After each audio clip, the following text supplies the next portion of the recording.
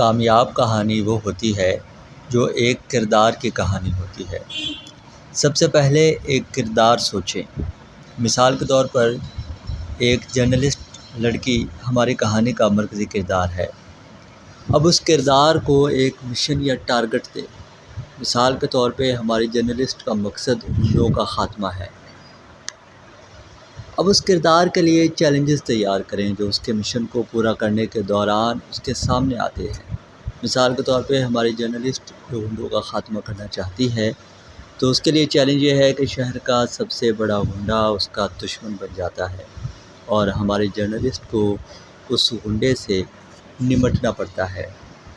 اب آپ اس کہانی میں ٹویسٹ ڈالیں، کیونکہ کہانی اگر سیدھی سادھی ہوگی تو کسے پسند آئے گی۔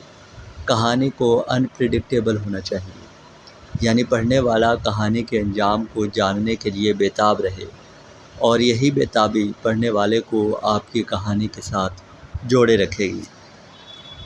تو اس کہانی کا ٹویسٹ یوں بھی ہو سکتا ہے کہ جرنلسٹ کو غنڈے سے پیار ہو جائے یا وہ غنڈہ جرنلسٹ کی محبت میں پاگل ہو جائے۔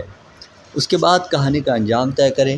انجام ہمیشہ مرکزی کردار کے حق میں ہوتا ہے، یعنی جرنلسٹ اپنے مقصد میں کامیاب ہو جاتی ہے۔ تو یاد رکھیں، سٹوری ہمیشہ ایک کردار کی ہوتی ہے۔ اس کردار کا ایک مشن ہوتا ہے۔ اس مشن کو پورا کرنے کے لیے اسے مافیا سے لڑنا پڑتا ہے اور آخر میں وہ اپنے مشن میں کامیاب ہو جاتا ہے۔